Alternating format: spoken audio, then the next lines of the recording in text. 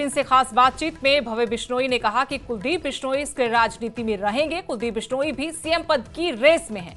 BJP अगर उनका सही उपयोग करे तो ब्रह्मास्त्र साबित होंगे, लेकिन उनकी क्षमता का प्रयोग नहीं किया गया। लोकसभा चुनाव में भी पार्टी को इसका खामियाजा भुगतना पड़ा।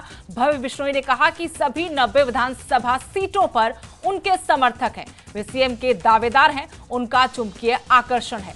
आदमपुर से विधायक है भव्य बिश्नोई, कुलदीप बिश्नोई के बेटे हैं। उन्होंने जब सवाल पूछा न्यूज 18 ने तो कहा कि कुलदीप बिश्नोई सक्रिय राजनीति में रहेंगे, वो सीएम पद की रेस में भी शामिल हैं।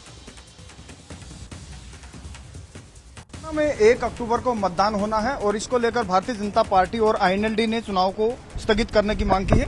इसके साथ साथ बिश्नोई महासभा ने भी की है।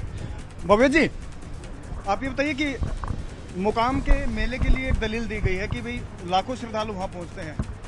कितने श्रद्धालु जाते हैं? ये भारी संख्या में। हरियाणा की बात करें तो विशेष रूप से हिसार, सिरसा, फतेहाबाद जिलों के अंदर हमारे समाज के कई लोग हैं और साल में 2 बार हमारा मावस का मेला लगता है और इस साल के इस समय में असोच का मेला लगता है। 2 अक्टूबर को लगना है, लेकिन लोग हमारे श्रद्धालु जो है 1-2 दिन पहले जाने का प्रयास करते हैं। तो इस 3 चीज़ों को मद्देनज़र रखते हुए और उसके साथ ही लॉन्ग वीकेंड भी है, हमारी पार्टी ने इलेक्शन कमीशन को पत्र लिखा, क्योंकि इलेक्शन कमीशन का हमेशा प्रयास रहता है कि मतदान ज़्यादा से ज़्यादा हो। तो चीज़ों को ध्यान में रखते हुए हमारी पार्टी ने आग्रह किया है इलेक्शन कमीशन के साथ कि अगर हो सके तो कोई तब्दील इलेक्शन डेट में हो। कुलदीप जी ने आपको जिम्मेदारी दे दी आदमपुर की?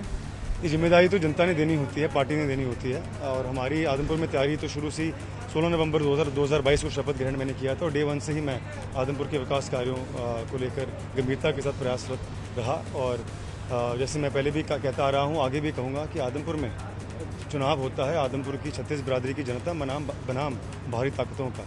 चौधरी भजनलाल परिवार सिर्फ एक चेहरा प्रस्तुत करता है और आगे आने वाले समय में इस चुनाव में भी जनता के आशीर्वाद से भी यही होगा। सिर्फ एक सवाल, कुलदीप जी बोल रहे हैं कि मैं चुनाव नहीं लड़ूंगा, क्या सक्रिय राजनीति में नहीं रहेंगे?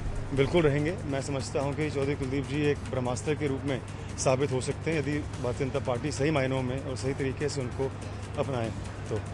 अभी नहीं अपनाया गया? जितना उनका पोटेंशियल है मैं समझता हूँ उतना पोटेंशियल उनका नहीं आजमाया गया और लोकसभा में भी आपको उसका खामियाजा देखने को मिला, पार्टी को देखने को मिला। और भविष्य में भी मैं समझता हूँ कि चौधरी कुलदीप जी के 90 के 90 विधानसभाओं में, बल्कि हर गाँव में कहीं 100 तो कहीं 1000 और कहीं उससे भी ज़्यादा संख्या में शुभचिंतक भी है, कार्यकर्ता भी है, मतदाता भी है। तो मैं समझता हूं कि उनके कद को देखकर, उनकी योग्यता को देखकर, उनकी पॉपुलैरिटी को देखकर पार्टी को और भी ज़्यादा मजबूती के साथ उनको।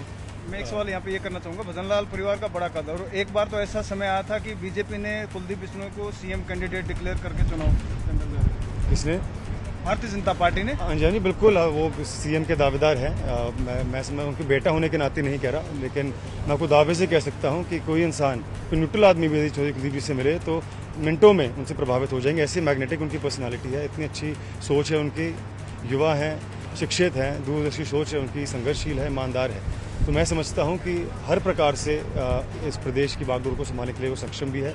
लेकिन जो भी पार्टी जिम्मेदारी हमारे परिवार को देगी, चौधरी कुलदीप जी को देगी, हमारे प्रकार से उसके लिए वो भी लेने को तैयार है। शुक्रिया, थैंक यू। तो भव्य बिश्नोई का कहना है कि कुलदीप बिश्नोई के अंदर क्या जितना पोटेंशियल है भारतीय जनता पार्टी ने उसका प्रयोग नहीं किया। अगर भारतीय जनता पार्टी को उनको बड़ी जिम्मेदारी दे तो प्रदेश के अंदर वो सरकार बनाने में बड़ा चेहरा हो सकते हैं और भारतीय जनता पार्टी को उनका उपयोग करना चाहिए।